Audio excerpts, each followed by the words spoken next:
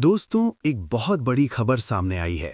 दक्षिण पूर्व एशिया का बड़ा देश इंडोनेशिया अब भारत के साथ एक विशाल रक्षा सौदा करने जा रहा है। कहा जा रहा है कि ये डील लगभग 70,000 करोड़ रुपए की है। लेकिन सवाल ये है, इस डील से यूनाइटेड स्टेट्स को इतनी दिक्कत क्यों हो रही है? क्या एशिया में भारत की बढ़ती ताकत से अमेरिका चिंतित है? और चीन पाकिस्तान पर इसका क्या असर पड़ेगा? आज के इस वीडियो में हम पूरी कहानी विस्तार से समझेंगे। इंडोनेशिया दुनिया का चौथा सबसे ज्यादा आबादी वाला देश है।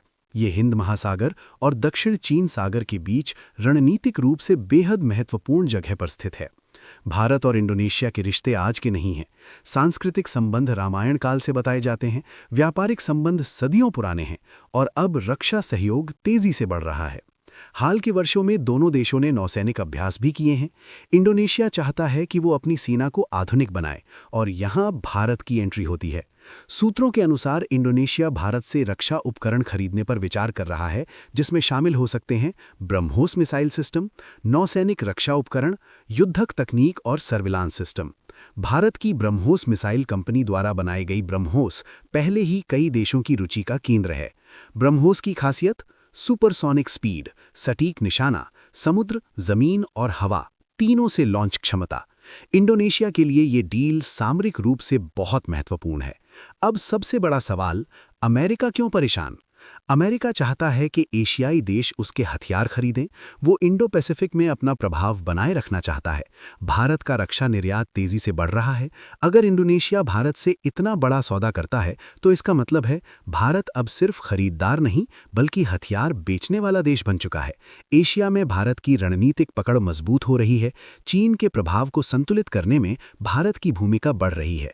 यही वजह है कि अमेरिका की चिंता बढ़ती दिखाई दे रही है। चीन और पाकिस्तान पर असर।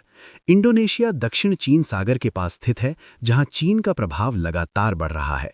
अगर इंडोनेशिया के पास ब्रह्मोस जैसी मिसाइल आती है तो चीन के समुद्री दावों को चुनौती मिलेगी, क्षेत्र में शक्ति संतुलन बदलेगा और जहां तक पाकिस्तान की बात है, भारत का रक्षा निर्यात बढ़ना उसके लिए भी रणनीतिक चिंता का विषय है।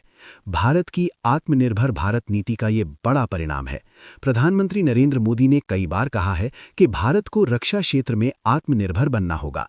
अगर ये डील पूरी होती है तो भारत का रक्षा निर्यात रिकॉर्ड स्तर पर पहुंचेगा। भारतीय कंपनियों को बड़ा लाभ होगा। एशिया में भारत की रणनीतिक स्थिति मजबूत होगी। तो दोस्तों, इंडोनेशिया का ये 70,000 करोड़ का ऑर्डर सिर्फ एक व्यापारिक सौदा नहीं है। ये एशिया की बदलती शक्ति राजनीति की कहानी है। ये भारत के उभरते वैश्विक प्रभाव की कहानी है और ये दिखाता है कि अब भारत सिर्फ हथियार खरीदने वाला देश नहीं बल्कि बेचने वाला भी बन चुका है। आप क्या सोचते हैं? क्या ये डील एशिया की राजनीति बदल देगी? कमेंट में जरूर बताइए। अगर वीडियो पसंद आए तो लाइक करें, चैनल को सब्सक्राइब करें और शेयर करना ना भूलें। जय हिंद।